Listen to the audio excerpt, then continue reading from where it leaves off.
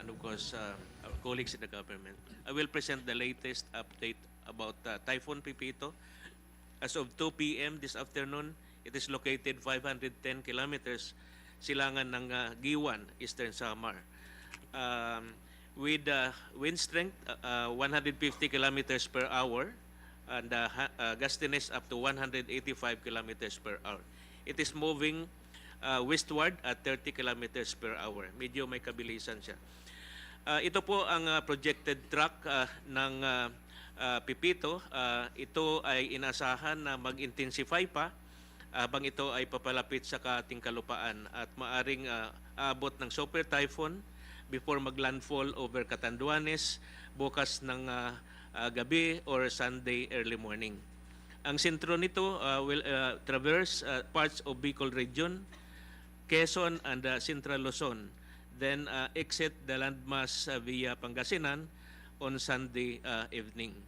And then it will exit the Philippine Area of Responsibility by Monday.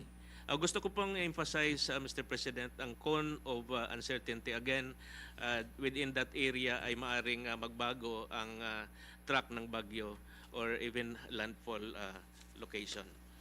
Sa ngayon, nakataas na ang storm wind signals sa halos buong Kabikulan, maging ang eastern parts of the Visayas, particular na ang Samar provinces. Ang highest signal ay signal number 2, but of course, inasahan natin na ito ay tataas pa habang papalapit ang bagyong Pepito. Next slide please.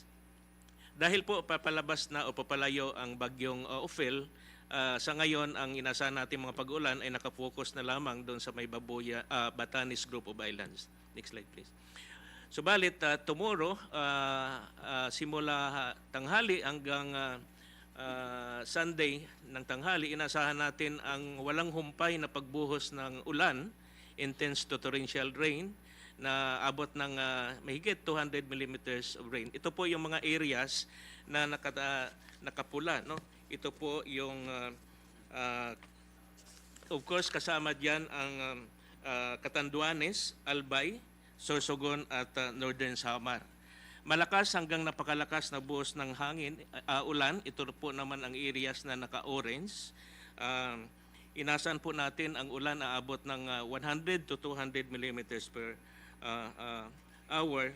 Ito po sa may Eastern Samar, Camarines Sur, Camarines Norte at katamtaman hanggang malakas na mga pag-ulan, ito naman yung nakadilaw. Ito po simula bukas. Next slide please. Now on Sunday, ng tanghali hanggang Monday, ito naman po ang expected rainfall scenario. Ang naka-red, of course, na-mention ko, ito pong makaranas ng mga matinding pagbuhos ng ulan, walang humpay na pagbuhos ng ulan. Of course, ang Kabikulan, Camarines Sur, Camarines Norte, Catanduanes, maging ang Quezon at Aurora. Samantala, ang naka-orange, ito po yung mga lugar na makakaranas ng malakas hanggang sa napakalakas ng mga pag-ulan, 100 to 200 millimeters of rain. Kung hindi magbago po ang track, worst case scenario, Metro Manila po kasama po dito. And of course, ang nakadilaw, ito po yung makakaranas ng mga bahagyang o katamtaman ng mga pag-ulan hanggang sa malakas na mga pag-ulan. Next slide please. Dahil po mabilis ang pagkilos ng bagyong Pepito at may kalakasan ng kanyang intensity, ito rin po ang ating babantayan, ang storm surge na maaaring umabot ng more than 3 meters. Ito po yung mga dalampasigan na naka-highlight in orange, particular na doon sa Kabikulan kung saan ay inaasahan na doon direktang tatama ang sentro ng bagyong Pepito. Next slide please. Yun lang po ang maikling report ko about the latest about Pepito, Mr. President. Okay, thank you. Well, it's more or less as has been forecast and what we have been seeing sa mga briefing na ginagawa ng Pag-asa. Ito lang, dahil ang track nitong Pepito, hindi lang basta tatawid ng Pilipinas, talagang dadaan from this track that we are looking at. First, it will the first area it will hit will be Eastern Visayas. And then all the way up Bicol to Luzon. Kaya mas malaki ang area na tatamaan nito. And that's why our preparations have to be done accordingly. All right, I think that we have all seen at least a version of these maps that Pag-asa has just gone through with us.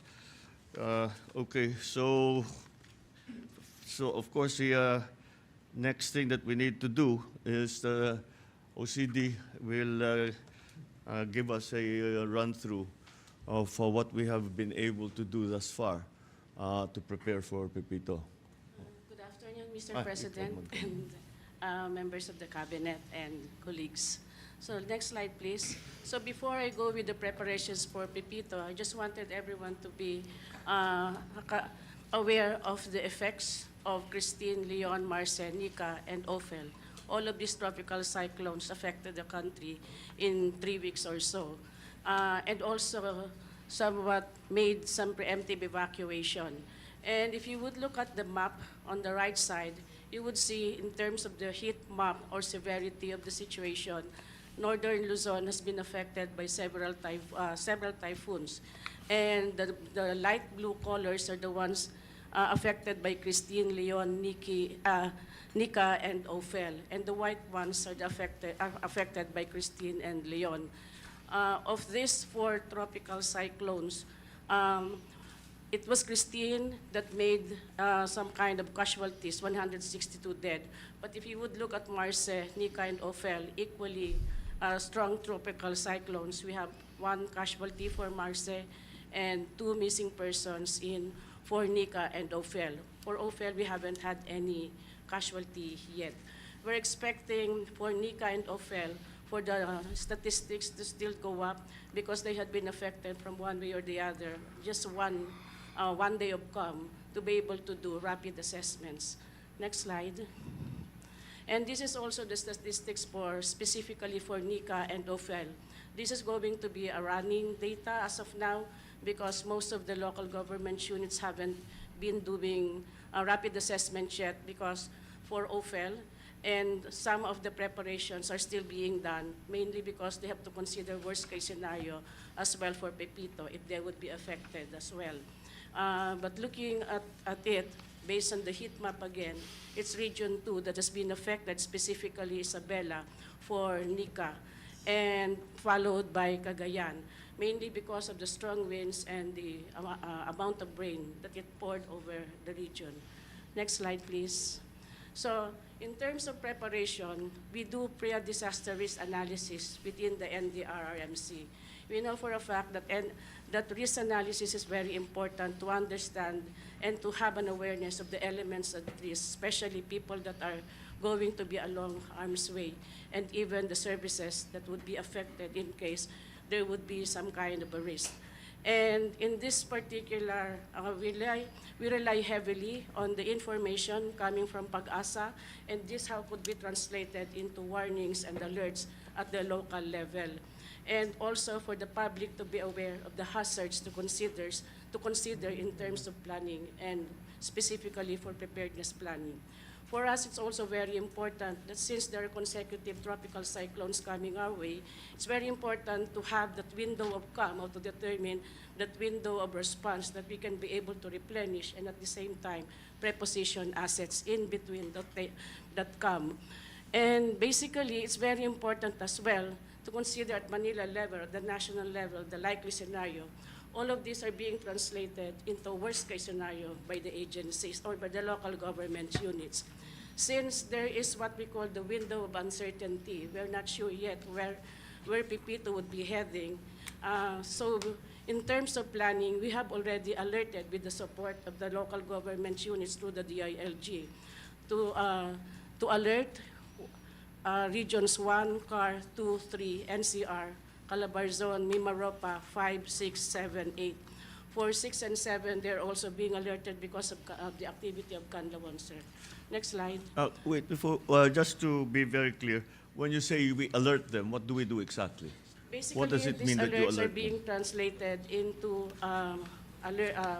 what they call this one, warnings.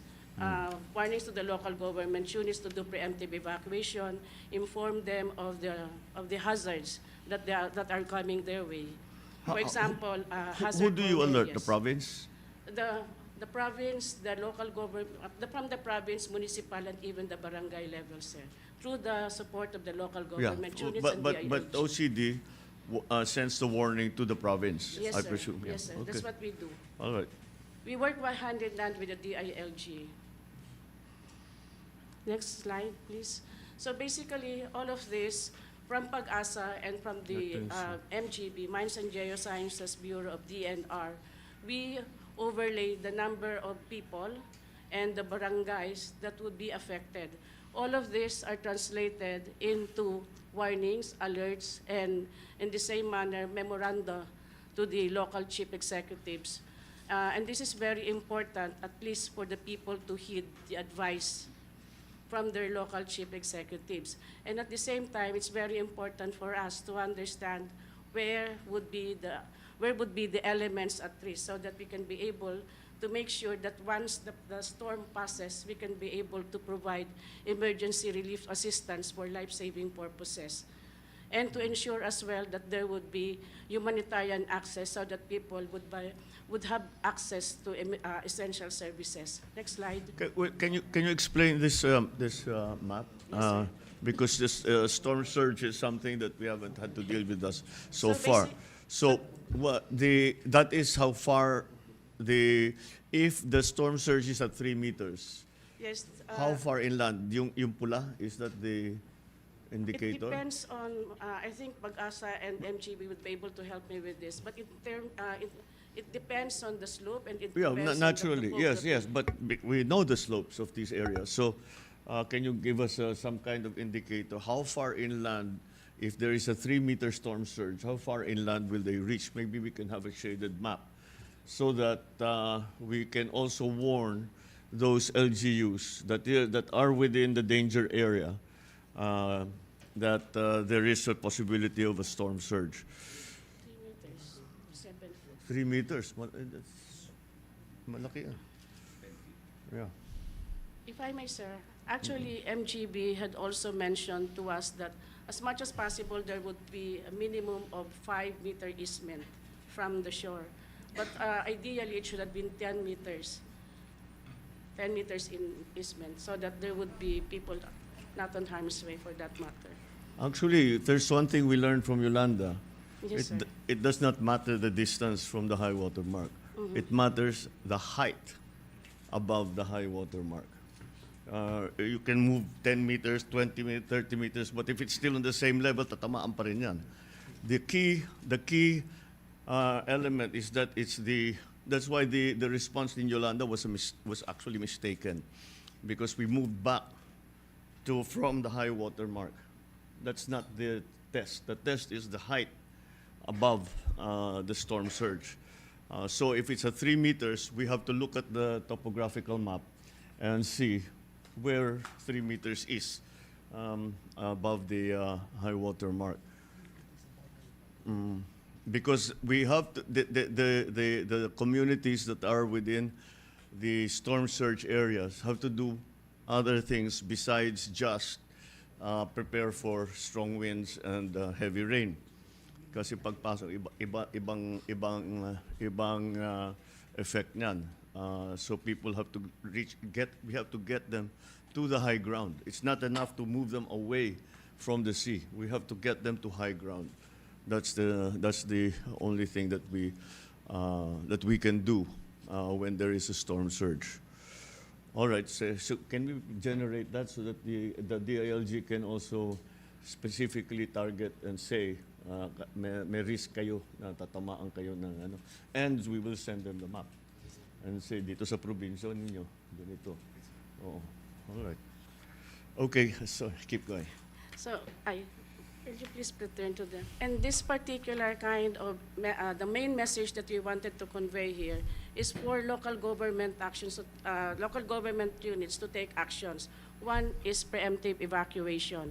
And next slide, please. So basically, these are the generic and at the same time the preparedness actions or the preparations for Pepito that is being recommended for the local government units to hit. So the national and local governments are advised to take advantage of the window of calm, that's one day, between Ofel and Pepito to continue with ongoing response for Marce and Nika and preparation for Pepito for other regions, including the conduct of preemptive evacuation or forced evacuation starting 15 November. And information dissemination in the form of alerts and warnings to the public utilizing national and local media platforms, and replenishment and prepositioning of emergency relief supplies for life-saving purposes. The public is also advised and encouraged to refrain from unnecessary travels to keep supply roads open, because this number 2 actually was one of the lessons learned we had from Christine. If you would remember, there was a long traffic coming from Matno going to Legazpi, from Sorsogon going to Legazpi, because there were so many trucks that has been stranded along the way. And at the same time, along Camarines Sur, during Christine as well, there was a long traffic and some trucks that has been stranded, and we have a hard time bringing along fuel to Camarines Sur at that time. So from now on, I think this is a very good way to be able to advise the public that supply roads have to be open, supply lines have to be open for emergency purposes. LGU, especially those that had been affected by the consecutive tropical cyclones, to identify additional evacuation centers. As I mentioned, for Christine and Julian and other tropical cyclones, there are protracted IDPs already in the evacuation centers. Specifically in Mimaropa, those that has been affected by Christine because of the landslide and the floods as well in Bicol region. They're still in the evacuation center, and some of them have lost their houses. But then, at the same time, if Christine would pass through Region 3, those who had already been displaced would still are advised to continue. That means they have, for the local chief executives, they are being advised to identify additional evacuation centers that are sturdy enough to be able to house them. And at the same time, we are calling all local chief executives, especially the governors, mayors, and punong barangays, to implement response preparedness measures. And activation of relevant national and regional coordination platforms, such as the NDRRMC Interagency Coordination Center for ease of coordination and decision-making processes. That's all from our side. Next slide. I think basically this is also the prepositioned sea, air, and land assets for mobility and since 4 November 2024, so that we can be able to provide the necessary equipment or search and rescue teams whenever it's necessary to be deployed elsewhere. And they are here in terms of prepositioning. This is also part of the preparations for Pepito. Next slide. As far as the QRF for OCD, we have more than 211 million as of the moment. And next slide. And in terms of anticipated humanitarian needs, obviously, and hope that Pepito doesn't create some havoc, but in case if there would be, since we have already protracted stay of people in the evacuation center, there would be a need to support camp coordination and camp management or evacuation center management. There are already houses that has been destroyed or damaged, and they will be needing emergency shelter assistance. Water, sanitation, and hygiene in some areas have been an issue in terms of potable water and hygiene kits. And in some other areas, especially the ones in Region 2, they have to, their power and communication has to be fully restored yet. I think from the transmission lines, they have already been restored. But in the distribution lines, that's where the issue is. And then additional food and NFIs to sustain the evacuation centers and even people who have already gone back to their houses. Emergency medical services to sustain basic life support. And rehabilitation of school facilities that has been rendered damaged or destroyed. And In the long run, rehabilitation of livelihoods. I think that's the last slide, sir. That's it. All right. Just another, I noted this, this map that you have preparations for Pepito, where you have the map of the distribution of assets that you have made. I noticed that, well, first of all, we don't see Region 5 and Region 8. So we don't know. But nonetheless, if you look at this, if you look at that map, it seems most of our resources are still in the north, northern Luzon. But that's not. Are we able to move some of those away to bring them to, or again, alam natin, Samar na naman ang tatamaan. Region 8, tatamaan na naman ang Region 8. Bicol for sure. And Kamsur again. So, shouldn't our assets be prepositioned there rather than still up, o ginagamit pa, hindi pa makuha? Hindi pa ginagamit pa. Yeah, every morning at the IICC, we would always have a roll call or some kind of a briefing within the interagency coordination center. And all of the regional centers of the Office of Civil Defense are there. And basically, it was not just included here. For example, in Region 8, they have already prepositioned, especially in Eastern Samar and Northern Samar, some flood assets, water search and rescue assets already. Even emergency medical teams already been strategically placed. For Region 5, they've already been there since Christine and have been moved. All of these assets somewhat are already prepositioned even before for Marce and even before. Yeah. So some of them are national assets already just strategically placed in those areas, sir. And if ever necessary, we can also pull out some of the assets in some other regions that are not yet being utilized as of now. But what is very important is some assets have to be strategically placed in some of the regions so that they have at a minimum some readiness to begin with.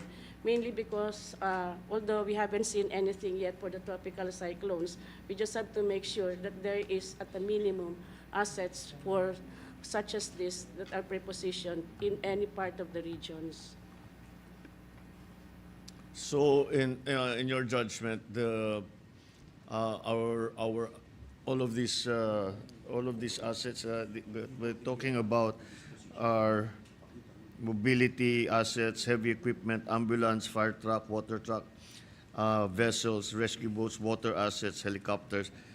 They are distributed as best as they can be to anticipate the coming of Pepito. Yes, sir. We, as I Wala showed kasi sa mapa yung Yes, sir. Region 5 at saka Region 8. we showed you before, sir, in the initial packages. The before. one you sent me, yes. Yeah, the Oh. more granular Yes, dispositions. yes. That's replicated throughout the regions. Throughout the already. regions. Yes, sir. All Just for right. brevity's sake, we did not show it. Okay. President, Region 5 is, the list is on the. Yes, I see that, pero the locations is not shown. And again, Region 8, because malapit na malapit na yan. As it is, clearly it will be there first. The rain will be felt first in Region 8, and then 5, and then, depending on the track, tatawid na ng Luzon, and we'll go through Central Luzon.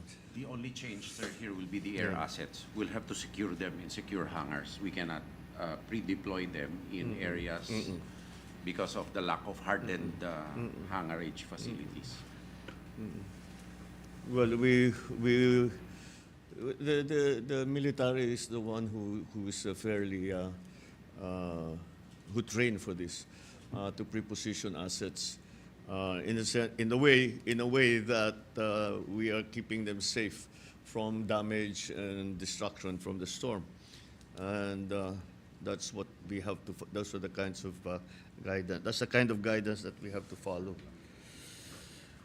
All right. Okay. So the next briefing will be given by the SWD. Thank you, Mr. President. Mr. President, I only have 3 slides, if you can pull up the 3 slides. Mr. President, just like what the OCD people did, we contextualize it in the point of view of starting with Christine. Just for everybody's information, Mr. President, October 19, our national stockpile of family food packs stood at close to 2.1 million. Now, right after Christine and Leon, that number dropped to 1.3 million nationwide. Now, these numbers, Mr. President, are not static because while we do pre-position, we also produce in our warehouse simultaneous. So, for the total 5 storms, Christine, Leon, Marce, Nika, Ofel, we released a total of 1.6 million. So theoretically, if the number was static, ang matitira na lang sa atin, 2 million less 1.6, dapat nasa 400 na lang. But it doesn't work that way because every day we produce. From out of our repacking center in Pasay, then we opened another center in Central Luzon. That's right. And then one in Visayas is running that supplied Bicol, actually. Now, Mr. President, again, we are now in the stage where we pre-position, we produce, we dispatch, all at the same time. We produce and respond at the same time, in short. Next slide. Now, Mr. President, we tried to ascertain saan dadaan si Pepito, and these are the areas where we reinforce the pre-positioning. So for Region 1, we were back to its original strength of 91,000 pre-positioned family food packs. Region 2 is only at 18,000 because nagre-release pa rin sila up to now. That whole operation will end for Ofel by Sunday pa, Mr. President. Because as we speak right now, we're still getting a lot of requests for augmentation from local government units. So what's happening is we send, they release, we send, release. By Sunday, bookend na ho kami for Ofel sa region, for the storm Ofel. Region 3 is at 56. This used to be at 300,000 because, as I mentioned, we're repacking there and deploying to the regions. Now, CAR is at close to its maximum capacity at 52,000. Calabarzon, Mr. President, we focused on Quezon at 30,000. This one, we're not worried, Mr. President, because meron pa siyang ibang peripheral warehouses outside that Quezon area. And then Region 5, we brought it back to 98,000. Ideally, it should have been at 150. But Mr. President, meron pa rin kaming sinasagot na early recovery for Christine. That hasn't stopped yet. Now, Region 8 is close to its original at 83,000, Mr. President. So this should sustain us. I mean, ideally, should have been bigger, but this should sustain us for the first impact, and then we'll keep on augmenting as we go along. Ang nangyayari kasi, Mr. President, as I mentioned, we are still releasing for the previous storms while stockpiling and doing everything at the same time. Now, the third slide, Mr. President, are the major takeaways. We maintain a 1.3 stockpile nationwide, especially in Vismin. We're not dropping that. Then we're now utilizing 2 supply lines. Simultaneously, we're producing from Central Luzon, Pasay, and Cebu. But we're already getting our suppliers delivered to us pre-packed. So dalawa na, while we're producing, we're also receiving pre-packed levels. Now, Mr. President, we anticipated that starting this weekend, Saturday till Sunday, our normal Luzon-based production was at 35,000 a day. Okay. But next week, we'll hit 85,000. It won't drop at 50,000 kasi we're expecting Pepito to be really bad. So that's why sinabay-sabay namin lahat for next week. So our Luzon-based production or stockpile will be at any given time 50,000 a day, sometimes pa 85,000. Now, from November 13 to December 7, we would have produced close to 1 million family food packs on top of the 1.3. So yung lagi hong tinatanong kung kaya pa ho natin. Kaya ho natin because we just got our QRF and we can produce another 1 million on top of the 1.3 million that's spread nationwide. So we're okay, Mr. President, in terms of family food packs. All right. Okay. And all right. So we have a little time, very little time, to ramp up all of these preparations. So let's take full advantage of that. And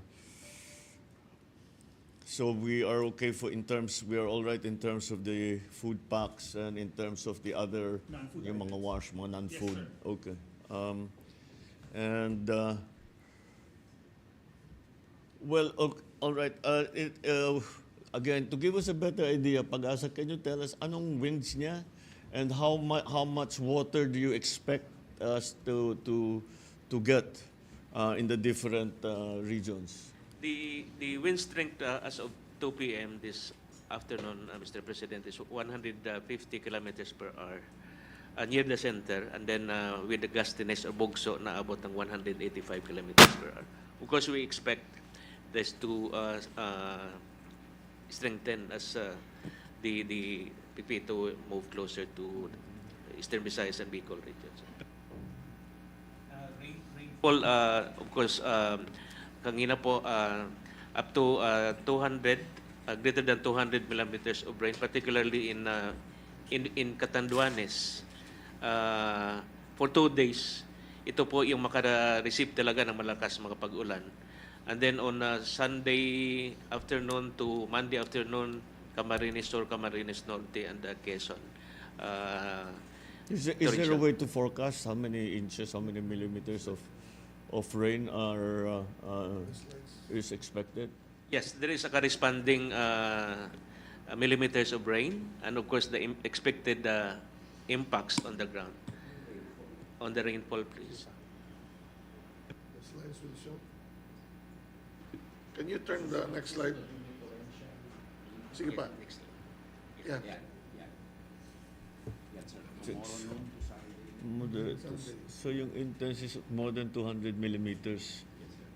So sometimes times 2 po pag dalawang araw na ganyan. That's 200 a day. Yeah, that's per day. 200 a day. Yes, sir. So next. And we have to account So for you- the saturation. Yes, we awarded with the Bicol region. Yeah, for the saturation level. Well, the one is that first of all, the land is saturated. Yes, sir. So wala na ma-absorb ang lupa.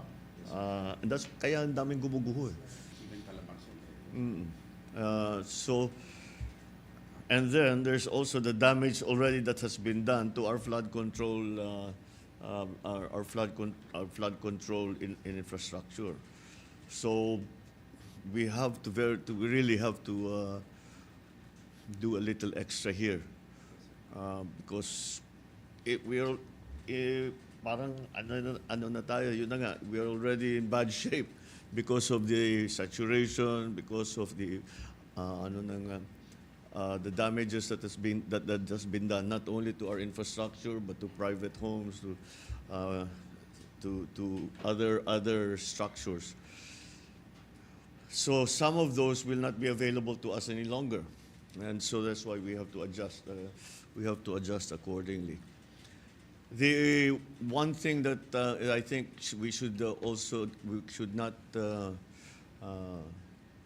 ignore is the storm surge, because we haven't had to deal with this until Pepito.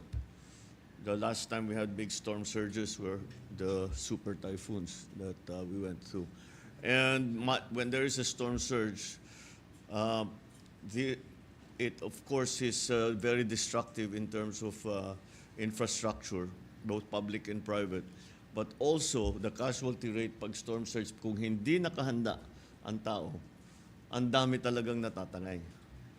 I remember very well in Yolanda, there were many people that we never accounted for anymore, especially in the peninsula, yung tawag na Barangay 88 ng Tacloban. Lahat doon, the peninsula was overrun. Many of those people, we never saw them anymore because we didn't know that there was going to be a storm surge. So now, this is why I'm asking that we identify the areas where does the figure 3 meters storm surge come from? Now, how did you calculate that? The model. Sa modeling ninyo, 3 meters, all right. So I think we really have to do that so that because the only way to battle a storm surge is to go up. Pagka medyo matibay-tibay yung building, pwede kang umakyat and just let the storm surge come in. Pero kung walang ganun na shelter, kailangan kailangan umalis sila dun sa area na yun. Kundi itatangay talaga sila ng pagbalik ng tubig, dadalhin sila sa labas, dadalhin sila sa dagat. So that's something that we have to pay attention to. So can we generate that map as soon as possible so that we can allow the DILG to warn those areas that there is a storm surge. Now, what is the warning pag storm surge? Anong sinasabi natin sa tao na ano itong bantayan ninyo? Ito yung gawin ninyo. Kailangan talaga evacuate. Evacuate. Talagang pinakamaganda evacuate. Yes, sir. That's the only Yeah. solution.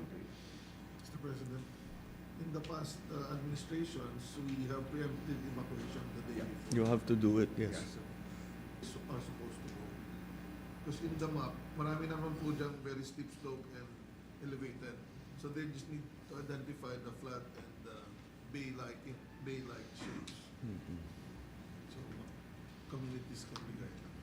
Well, many of that population is already in the evacuation centers because of the past storms. So that's something. But I'm sure there are new areas here. Because dito I'm looking. Dito nga sa kabila eh. Pulang-pula eh. Oh. Hindi pa tinamaan ng huling bagyo? Hindi pa. Sir, if I may, sir, ang OCD, sir, ang pinakamagaling mag-communicate sa mga barangays. When we had our simulation meeting, SITRAP meeting last Friday, Saturday, and Sunday, Monday, and Tuesday, OCD was the one communicating directly to the barangay captain level. Okay. And informing them of what action to take. And it is very effective, sir. But when we inform them, we say it looks like the storm will pass in your area. Here's what you do. You have to give them guidance. Itong gagawin ninyo. We only have, if we're going to send the warnings out today, this evening, then we'll say you have very little time. We have to prepare. You have to get the evacuation has to be done talaga.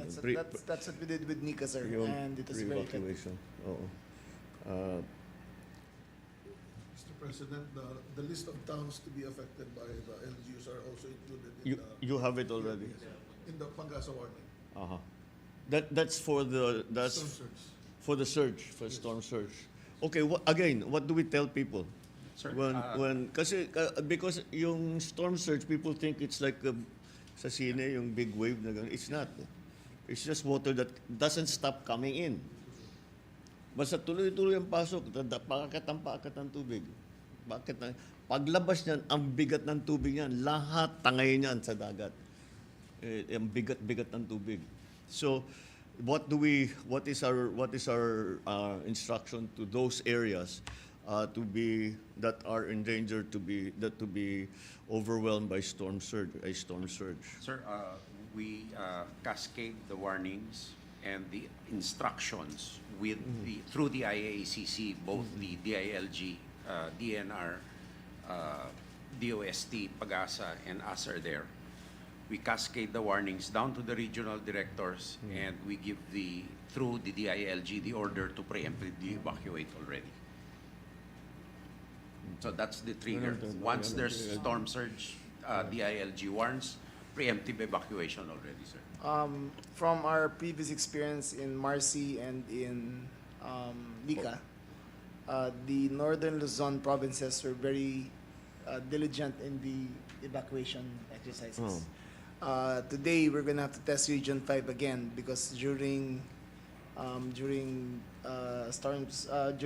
Typhoon Christine, they were not as efficient in evacuating people. Hopefully, they've learned their lessons. But OCD is very deliberate and very precise with their warnings, and they go to the barangay levels and tell them to move to higher ground or to go straight to the evacuation areas. Sir, OCD is on call 24/7, and if in case that we need to send out warnings, 1 hour lead time, and everyone assembles in the office, and we have a conference room downstairs so we communicate directly by video. You forecast it to be over the Philippines for how long? You'll be out by Monday evening? If it continues to travel at what, 30 kilometers per hour? Yes. By Monday, it will be over water. Wala na sa lupa. It will exit the landmass through Pangasinan. Yep. Or by Monday. It will be Out of or by Monday. Monday what? All right. So that means if it's going to rain heavily, it will start on Saturday and Sunday and Monday. That's still 600 millimeters of rain. that's 400 oh. Well, I mean, to be very simple about it, 3 times 2 is 600. So, magiging that medyo worst case scenario is that we will be getting about 500 to 600 millimeters of rain in 3 days. So 200 millimeters per day. I think 200 millimeters per day is more or less something that we can Sir, I think that Metro, we've seen before. Sir, NCR, I think is in greatest danger here Yes, because Ondoy was 450 millimeters over 24 hours. but this is over 24 hours. Over 24 Oo. hours. But sir, if this persists on Saturday track that it passes through as we see now, on the NCR is very vulnerable to flooding again because of the natural tendency for it. If it receives more than 200 ml, it floods already all over Metro Manila. So that has to be preemptively warned to our NCR mayor, sir. Well, it'll be the same problems that we always see in NCR, but at least now we have a better idea where, because as we've begun to see yung dinadaanan ng tubig nagbabago eh. Pero yung bagong pinagdadaanan na dinadaanan ng tubig, medyo alam na natin ngayon. So let's look back on the experience that we've had in the past few typhoons that caused extreme flooding that dropped 700 millimeters in just past 24 hours. Mr. President, Just a little more than 24 hours. Metro Manila, for Metro Manila, the color is orange, so up Yeah. to around 100 millimeters. But to give our public an idea of when a landslide or flood would occur, the threshold for the assessment is around 100. So if it's more than 100, floods and landslides can already happen. So when we explain about why we look at the 100, 200, 200 and above, it's the 100 threshold that we are looking at. But Landslides can that's happen for already. landslides, but we have And to... also flood. And yeah, can yung be lower. flooding, kasi is Yeah, and the flood the volume of water Yes, that we po. can actually, we can move out. But with the saturation, it can be lower than 100. Yun na nga, Yes, that's the added factor there that we didn't really have to worry about before. All right, I think that we have everything that we can do. We have everything that we need to have in place. We have very little time left to prepare, but it's a good thing actually. Kahit papano nasa labas na yung mga gamit natin, hindi na natin dadalhin. But we just now the prepositioning is going to be critical, not only of the food packs, but of course all the search and rescue assets that we're going to be needing. Ayan, we'll go back to the rubber boats. We'll be going back to what is our airlift capability in these terms now. How many aircraft do we have available to us so that as soon as the storm passes, kung makapasok na tayo? Yes, sir. Mr. President, we have 3 C-130s available, 1 C-295, one NC-212I, 7 Black Hawks, 2 Huey-2s, 1 Super Huey, and 3 Sokol helicopters. These are in Luzon. In the Visayas and Mindanao, we have 6 Black Hawk helicopters, 2 each in the Visayas Command, West Mindanao Command, and East Mindanao Command. The ones in Visayas and Mindanao, where are they?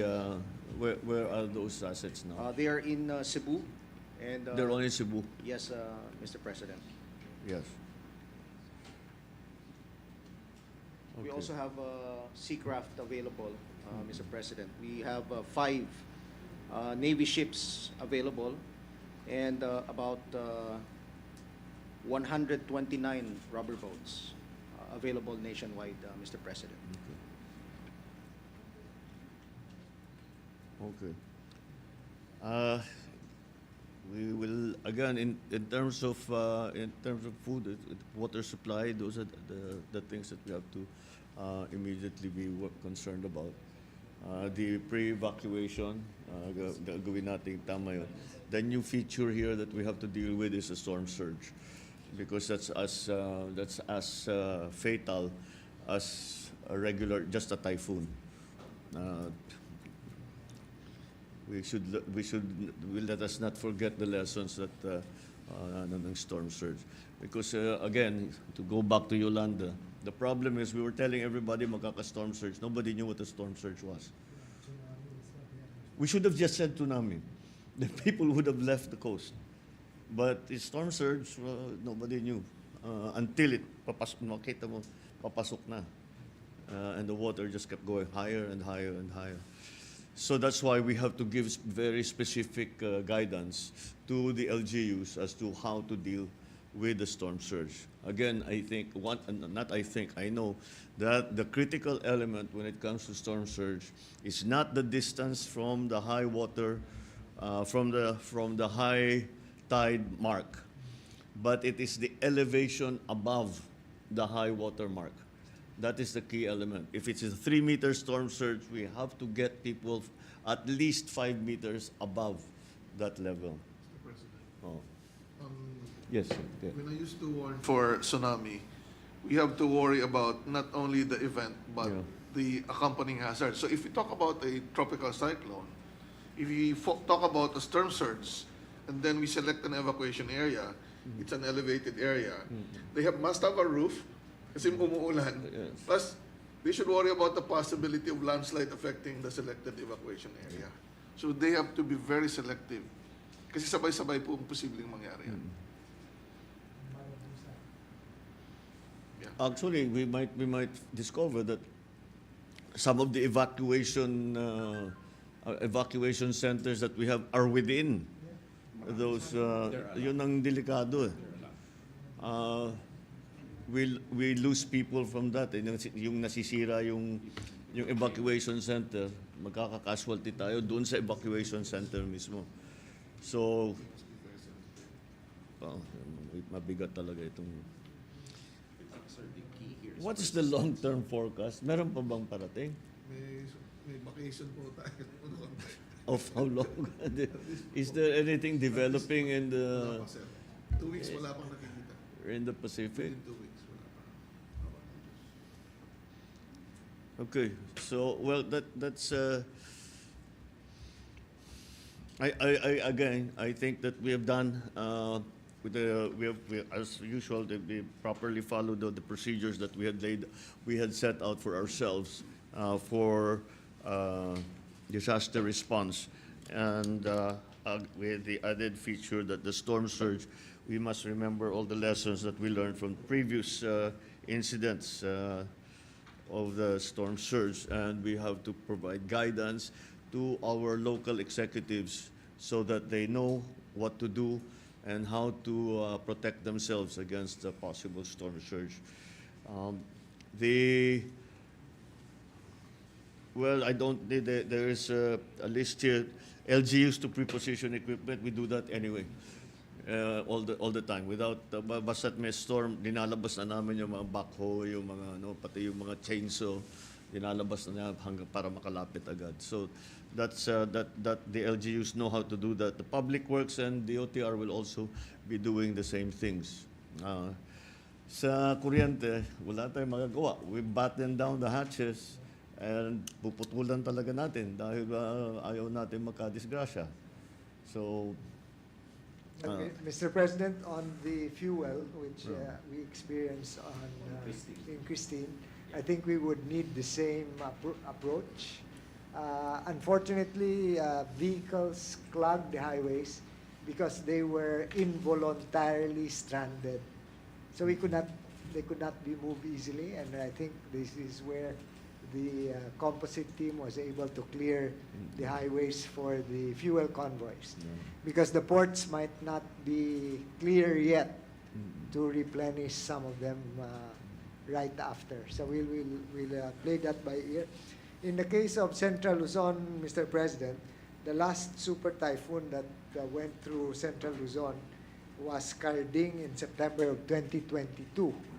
And you will recall that you noted that there were 69 kV lines in Central Luzon, and you were wondering, in fact, why we still have 69 kV transmission lines. And we still have around 38 of them directly in Central Luzon. And the the 69 kV lines of NGCP can withstand only 120 to 160 kilometers per hour winds. So if the winds are much higher than that and with gas, we really would expect to have power interruption from the transmission side. The distribution lines, some of them are sturdier because they were more recently replaced, but we're particularly attending to the transmission lines because of this vulnerability. Okay. Well, the critical facilities, of course, are government services, the hospitals, the offices, so that the LGUs can somehow at least operate to an extent. The other is a storm surge. The other thing that dapat ilayo, vehicles. Oo. Because when I first arrived in Leyte, there were 3 vehicles running. Everything was washed out, was destroyed. So the vehicles that we're going to use, make sure that they're away from that. Kasi kukunin ng dagat yan pagka hindi natin ilayo. Sir, with the IACC, in connection with the traffic, with the IACC here, we also have the Coast Guard and the PPA, where if we foresee that there will be traffic caused by ROROs, we already recommend a no sale. Oh, okay. All right. Then communications. How do we immediately provide communications? Because that's another thing that will come down. We always expected the cell sites to immediately come back up. Pero itong recently, talagang nasira din walang cell site at all. So we have to be able, because we have to be able to communicate with our people, with the local officials. What options do we have to help in that regard? Magpadala tayo. What we used to send those big trucks na satellite, but now maliliit na yung satellite. Siguro we should.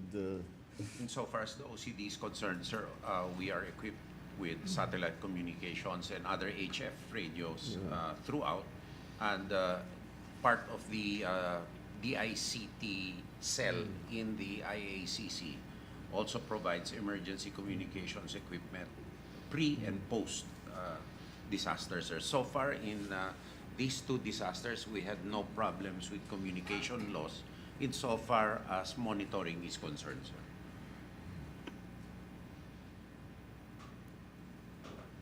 I remember before that everyone, most LGUs have a satellite phone. It was a long time ago, sir. Now it no longer. No longer, sir. Maybe that's something we need to think about. So that we provide the mayors, we provide may satellite phones sila. Probably cheaper with the Starlink. With the Starlink. Maybe that's a The better. satellite phones. Yeah. Pero ang problema sa Starlink, kakaunti lang ang pwedeng gumamit. So each unit, Starlink, sir, I think the big one can 200 units at once. yung malaki. Yung malaki 200 at once. I think, sir, that should be mandatory already in all the provinces, sir. At saka, sir, the old reliable is an HF. Yes. Ayun ang HF is the old already. reliable. All right. So let's tignan natin na mabuti yun. Yes, sir. So that we can the more quickly and the better we are able to communicate, the better we will be able to deploy our resources in the right place at the right time, in the right amount.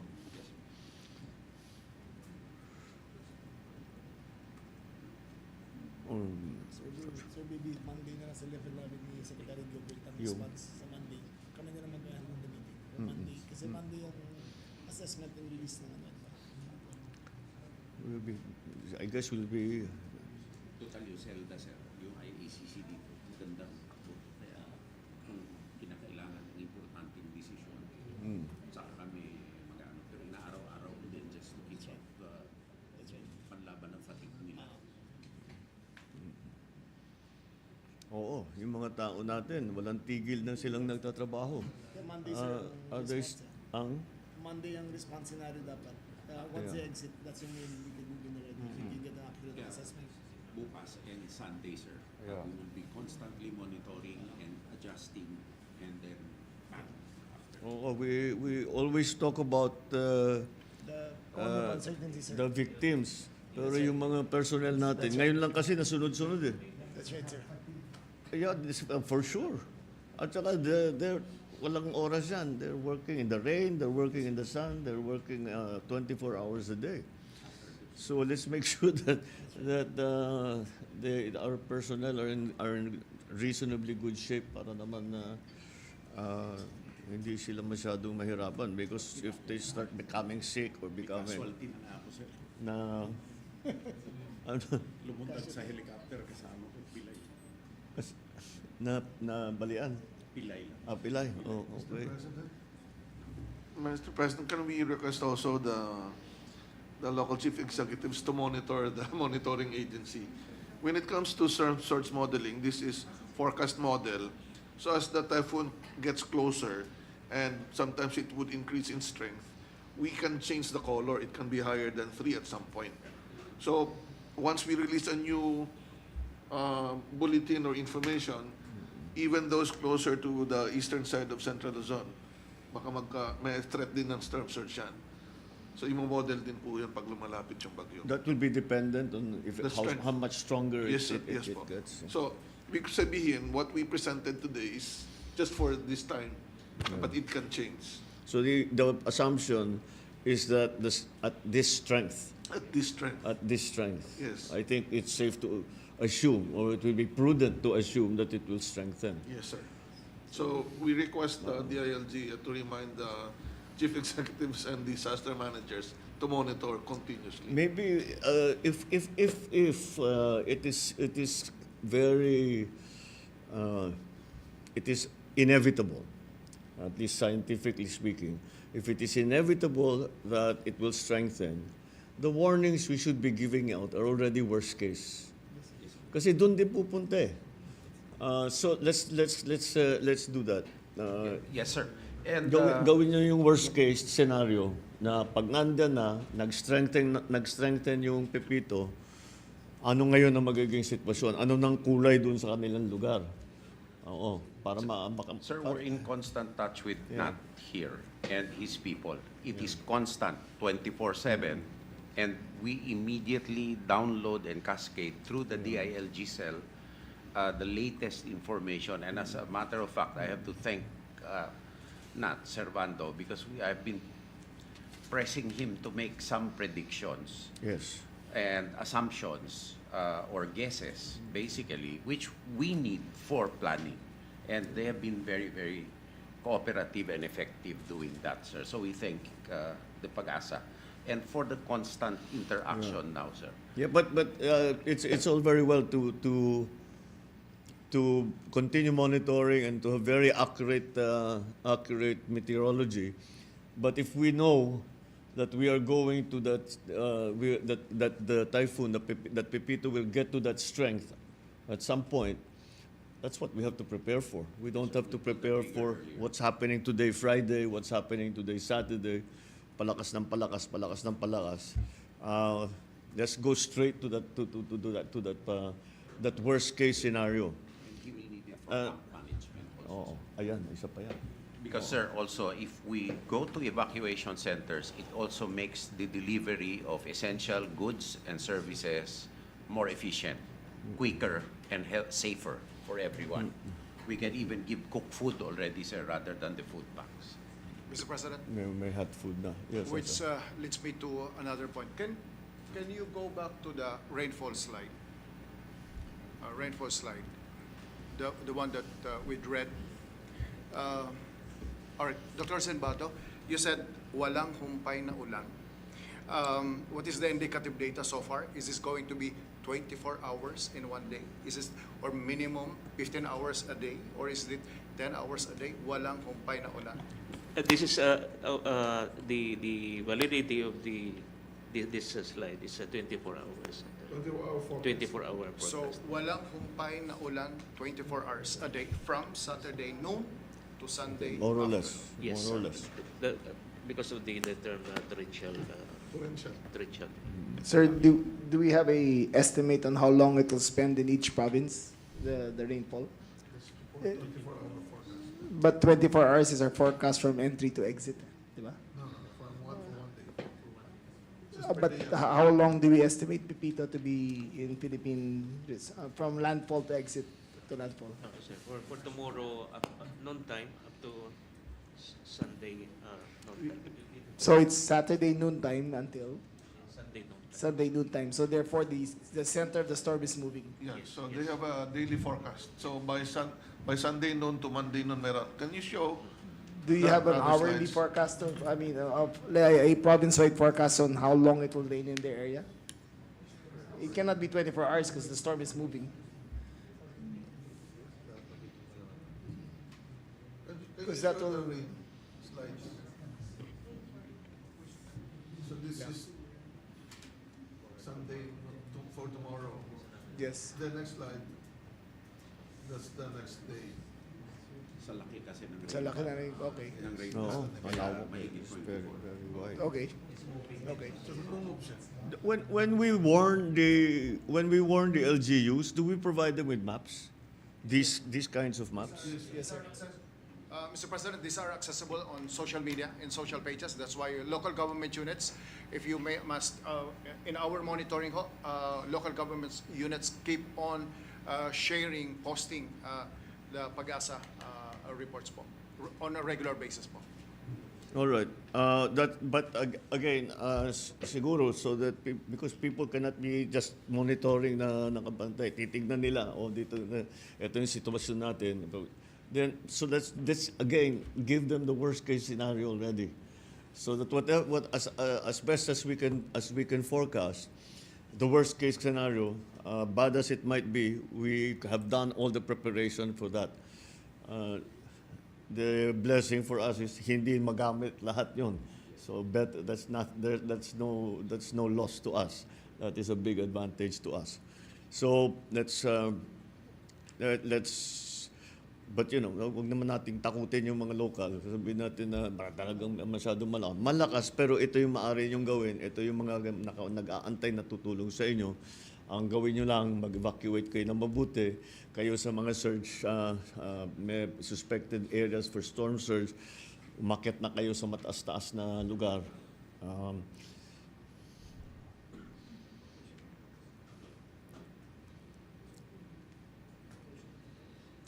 Well, okay, we'll just have to do what we can. What's very, very critical, and the LG is going to need that information, is information, that they know what's going to happen. People know, the executives, the officials, down to the village level, the barangay level. Alam nila yung mangyayari, what to anticipate, so they can do. Then we also provide guidance and say, ito yung gawin ninyo, as much as possible. So that's what we should do. So can we get that done today? Sa LGUs, as long as you get all the information out, padala mo na sa kanila, send it to the phones of the mayors, send it to the phones of the governors, para meron na silang kopya. Hindi na sila kailangan maghanap. Tayo magpadala ng mga information na ganito. Padala natin sa mga telepono ng mayor at saka governor. Tapos, pwede na nilang i-print out yun, gamitin na nila. Oo. Yeah, let's get as much information to everybody as quickly as possible. When can we complete that package? In the warning package, the package that we will send via email, via Facebook, whatever. All, in fact, not whatever, all of them. Gagawin natin with. This afternoon, sir, we're ready. You have it ready? Yeah, we are continuously warning and updating, sir. Okay, Yeah, all right. It's a constant. So Yeah. provide the It's a DILG. constant thing. So I provide the DILG with all that information so that they can disseminate it as And, to everyone. and together with the local government units and the Office of Civil Defense, the likely scenario that we have developed at the Manila level, they have developed it translated into worst case scenario, sir. So that, including all of the hazards that has been mentioned over here. So our worst case scenario is the one that you've seen, the one that was sent to you by the Secretary of National Defense for CAR. And all of the regions has their worst case scenario already developed. All right. Okay, well, again, yes, just keep doing that. Watch out for the storm surge. Continue what we're doing for the relief goods. Our assets for rescue, search and rescue, being placed. The local governments, alam naman nila, sanay naman sila. Alam nilang gagawin nila. Basta sabihin mo may parating, alam na nilang gagawin nila. Okay, I think we've attended to most of the basics. Is there anything else that we need to be worried about?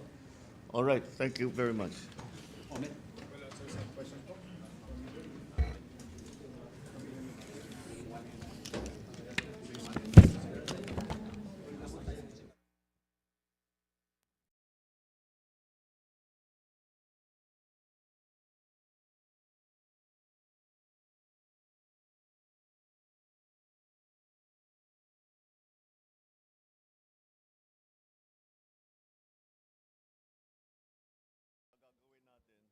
At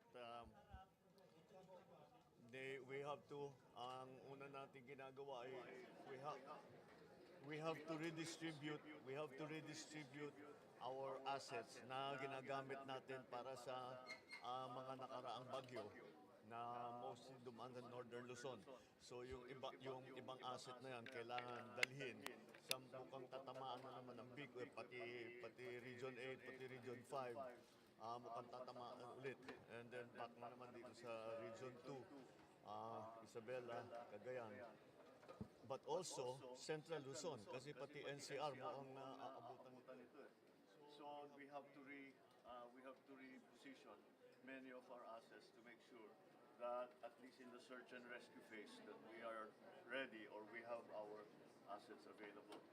The LGUs are being continuously informed about the weather situation together with guidance and instructions on what to do. The airlift capability for pagdala ng mga gamit for search and rescue, mga relief goods, etc.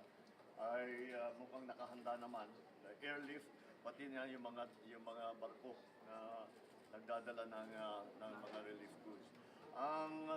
Ang aking nakita na medyo bago na iba doon sa mga nakaraan ng bagyo, yung storm surge. Kung naalala ninyo, ito ang napakadelikado dahil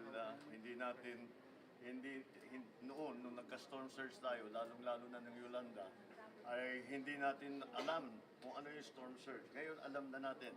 So lessons learned from the previous typhoons where we have had storm surges, it seems to be a significant one because if we're talking about 3 meters, that's almost 1 floor. So kailangan talaga nating abisuhan ang mga LGUs natin na nakikita natin na baka abutan ng storm surge. So this is what we are concentrating on. We have very little time to do it because ang forecast is that the storm we will start feeling the storm by tomorrow. Kasi hindi naman not necessarily yung mata ay pumasok na. Kahit na yung sa gilid pa lamang umuulan na yan. The rainfall is going to be comparable to maybe Christine and Marcy, and we hope that that's why we are doing all that we can to warn people to prepare. So that's what we have done for the arrival of Pepito. Sir, this is the fifth typhoon, sir, yung Pepito. I'm sorry? If ikalima or ika-anim na bagyo na itong Pepito, medyo marami na yung agricultural loss natin. Are you bothered na yung food security ay maapektuhan at yung presyo ng bigas? I don't know. In terms of food security, we're all right. But marami talagang nasisira. Ang dami nang nasira na palayan, ang dami nasira na tanim. We will just have to compensate for that. Dahil we just came out of El Nino na although during the El Nino time we had the highest production pa rin for that season. Pero ito talaga sinisira talaga yung tanim. So that's going to be something to be something that will require attention. This will not result, sir, sa more rice importation. Yes. Kahit sunod-sunod yung balita. I think so. Unfortunately, I just received a report from the DA. Mukhang madadagdagan ng importation natin. We will import close to 4.5 million tons. Nag 3.9 tayo last year. Ang upper estimate is 4.5. But we have already in place the prices of rice, imported rice has gone down significantly since last year. So, and we are not in competition like during the El Nino period. During the El Nino period, tinamaan lahat ng ASEAN countries. Kaya tayo tumaas ang presyo kasi lahat namimili. Dito, dahil siniswerte tayo lang ang tinatamaan. Tinamaan tayo, so we're not competing. So the prices are staying at about 400 plus, $400 per ton. So that's still that will so our imported rice should be at that price. At titignan natin, of course, we'll do everything to control the price of the food, especially all of those products that have been damaged or destroyed by Pepito. Not only Pepito, the whole series of typhoons that have come. 6 typhoons in 3 weeks. Never in the history. Nangyari na raw yun eh. 1946. In 1946. It happened in 1946. But in my lifetime, I haven't seen it. Siguro kayo din. 70 years. Once in 70 years. Since just after the war. So we're back to that. So we just have to deal with it. All right. Thank you. Salamat, sir. Thank you, thank you. Sir, thank you, sir.